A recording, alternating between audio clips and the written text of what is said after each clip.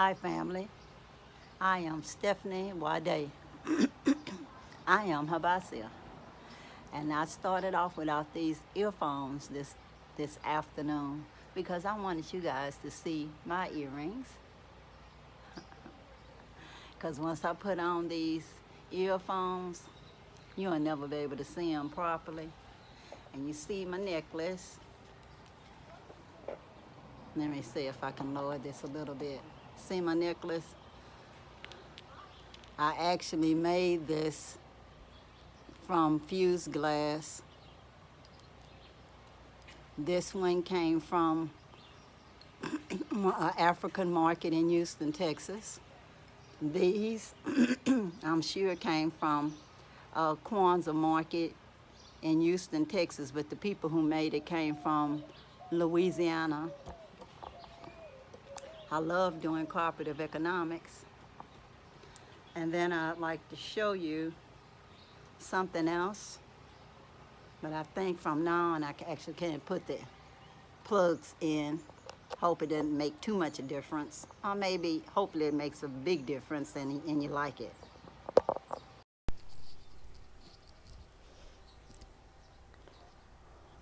Okay,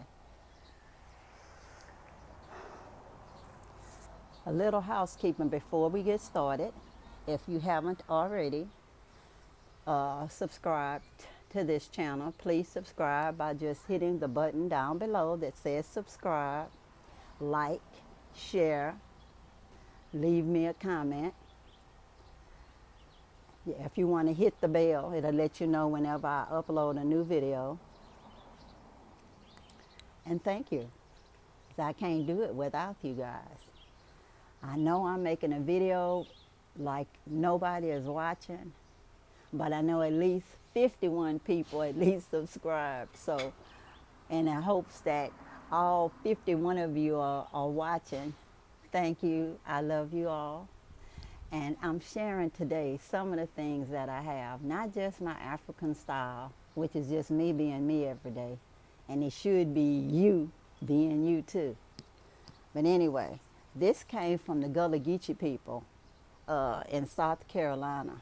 Queen Quet actually got it for me from one of the people that she does business with all the time. And it's a djembe drum window catcher. It's really beautiful. I love it. I wanted to put it in my house when I do move to the Gambia, even if it's not full time. For whatever time I'm there, I want it hanging in one of my windows. I think it's so lovely, y'all. And it's really pretty.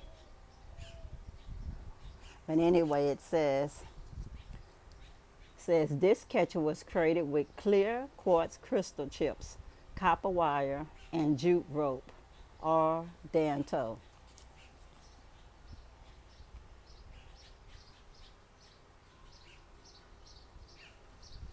I like having things that I know is an original because I value the artist.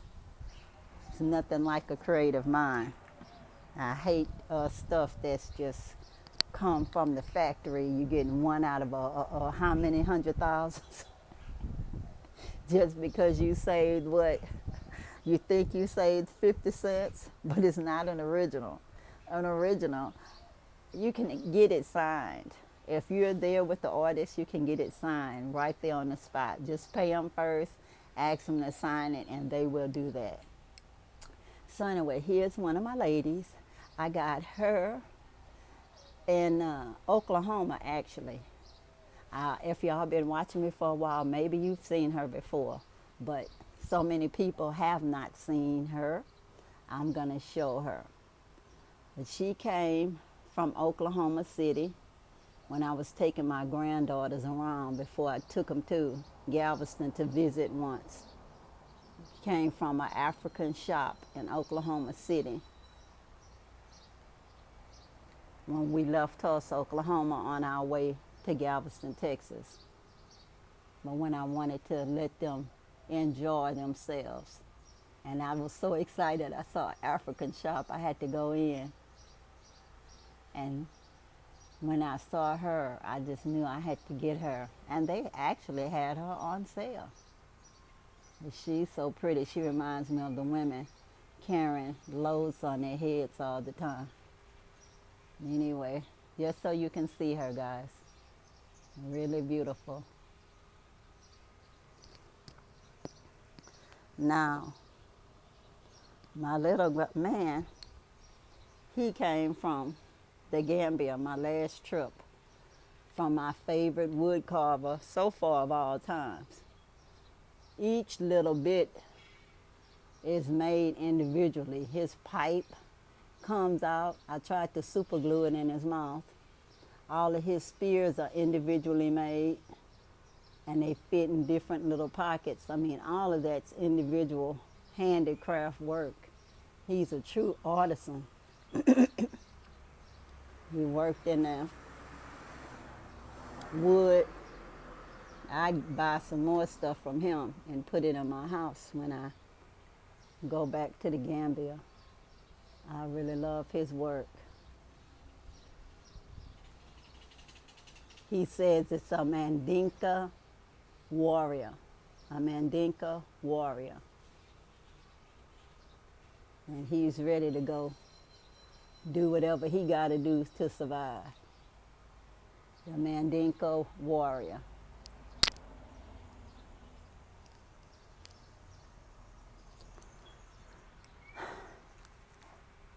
And then I have my little soap. I actually got this in Galveston. Also at a Kwanzaa in Galveston. One of the sisters that make this different soap. She makes the soap, and it's called the Third Eye. The Third Eye. And according to this, it's a spoonful, third eye. It's pretty. Soap as art. Soap as art. It's so pretty. I haven't used it because it's so pretty. Oh, I can't resist. This is too pretty. Okay, the same lady. All spoonful. Handcrafted for you. This is one of her sample soaps. Looks like a heart.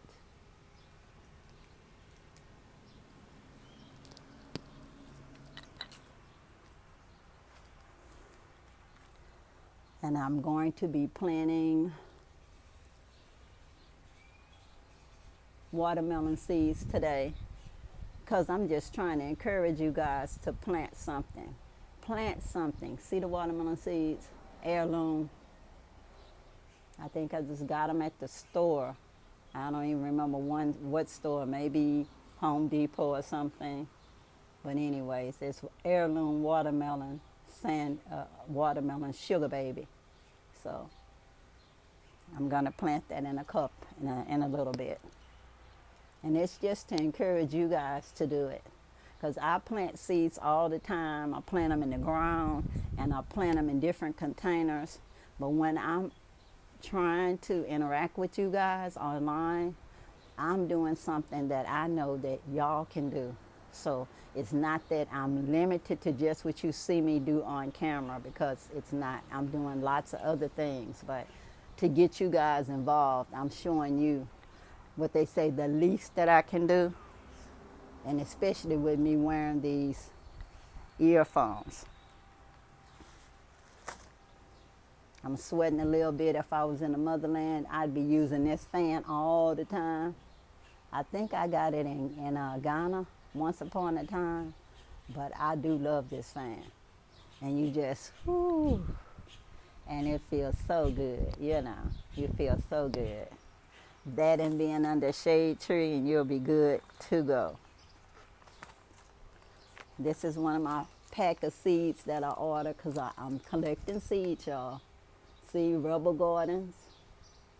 I just ordered it online. It says organic greens, and inside of it has all different kinds of greens.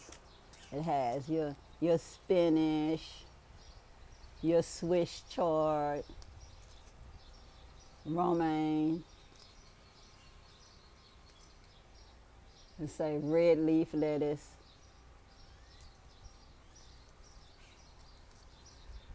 romaine again, arugula, which I think is growing in my backyard in my container, and my kale. And I do have lots of other seeds, but I'm not going to bore you guys by talking about all of them all the time. Just not going to do that. And anyways, let me share Meditations Across the King's River by African-Inspired Wisdom for Life's Journey by James Weeks.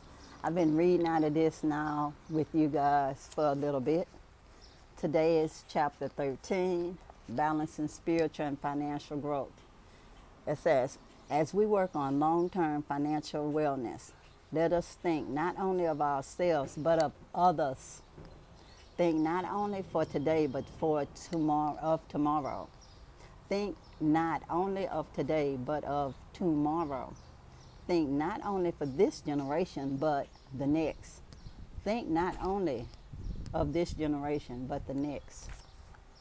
Let's not make excuses for our financial circumstances. Let's make a plan, y'all. Let's make a plan. Leaders often speak of the state of the nation. What about the state of your spirit? The state of your health? The state of your family's wealth? What are you willing to do in order to improve all three? Where are you going? Where are you giving up your genius?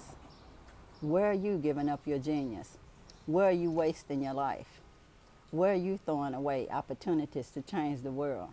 And that's Dr. Boyce Watkins, financial expert. It says the T. Francis tip sheet in a nutshell. Understand wants versus needs.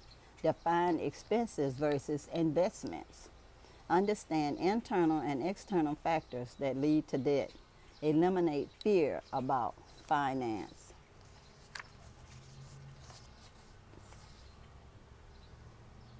And I'll share just a few of these financial affirmations. It says financial affirmation number 1. I will chart a course for financial freedom by living within my means and by using all tools available to build generational wealth. Financial affirmation number 2.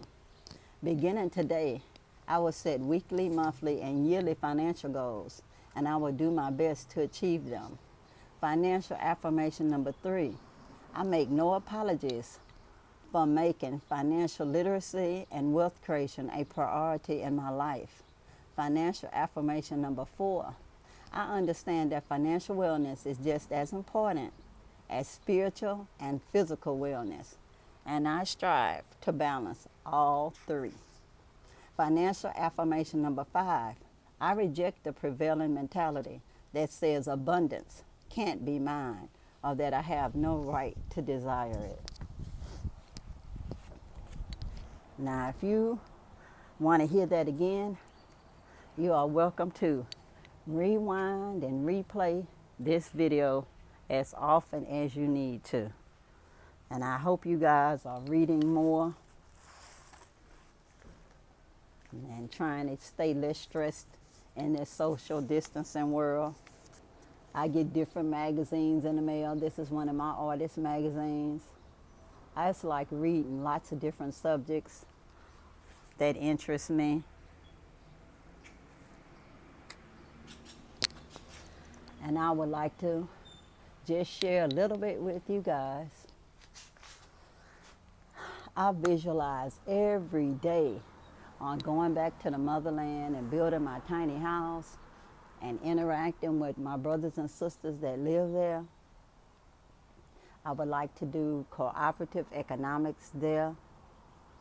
And with my nonprofit, I like to do a little co-op there, little business that would be decided with the people that already are living there, that I have a relationship with, Maybe we just need just a little bit to get us started, you know? So we're going to do whatever business that takes a little bit to get us started and that they know how to do already, or with just a little video or two or book or two that we can get things done and we can all grow together. And I was talking to somebody the other day about being seen as an ATM machine. No, I don't ever want to be seen as an ATM machine. Number one, I'm not a rich person, so that is not sustainable. And even if I was a rich person, it's still not as sustainable because it says the poor will be with you always. Well, I tell you what, anybody that has a talent, whether it's in art or agriculture or pretty much anything, even if it's styling hair or making clothes, making masks now, whatever it is, as long as you do your best at it and it is improving with each thing that you do, I think that you deserve to get more than what you got when you didn't know any better. You know, when you didn't know any better, when your work wasn't improving, you know? So whether you do me a hairstyle or you do me a dress, I don't think that you should always get paid the same exact amount with everybody. So I think that open market system is a good one. And bargaining is also a good one. And I personally don't have any problem with bargaining for fun or for profit, whatever.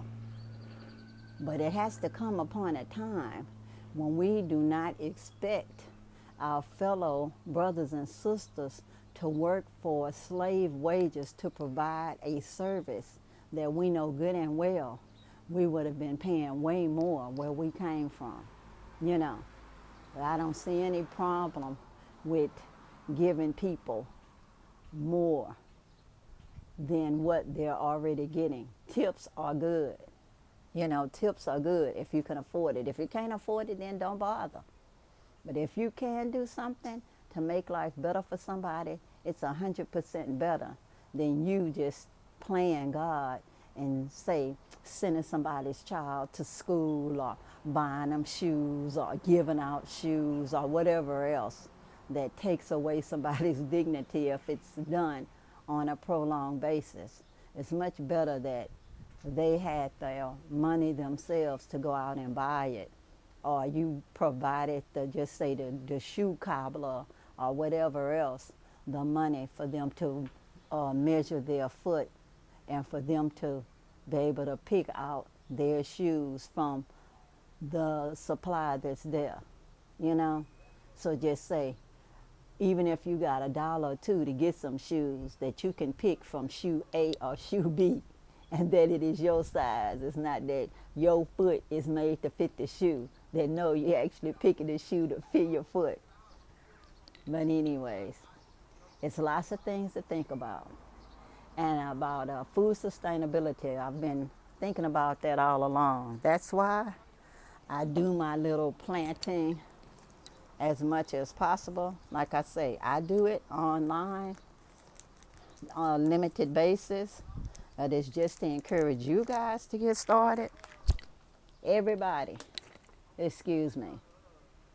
everybody has access to these water bottles. Even if you don't drink these waters, people throw these things on the side of the road instead of thinking that it's contaminating the environment. But anyway, you can just cut it off here, put some dirt in there, and put seed in there and get that seed started. And you can always transfer that seed once it starts growing. But it encourages you just to watch that seed grow. At least it encourages me. That you can grow it in your garden in the front, and if you live in an apartment, just put it in a cup. And this time I'm just using this seed starting mix again, and I wet it a little bit with water, And them seeds, watermelon seeds I showed you, I'm just dropping them in this cup. Just 3 or 4 of them, or however many I've dropped in there. Because you know, these seeds, you drop them in the cup and that don't mean necessarily they going to sprout up.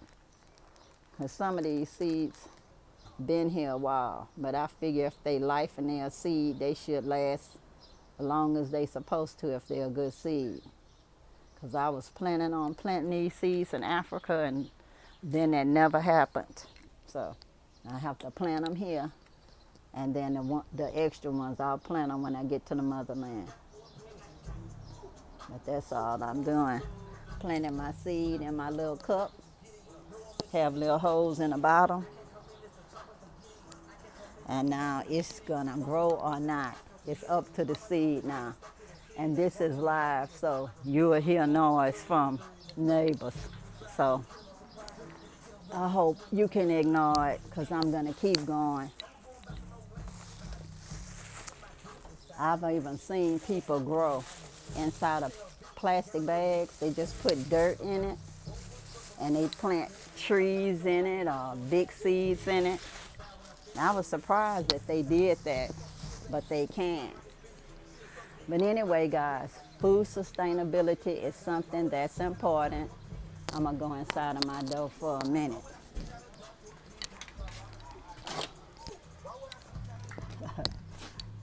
Excuse me. I'm inside of my house for a minute because the noise got to be too much for me. But anyway, just to finish this video,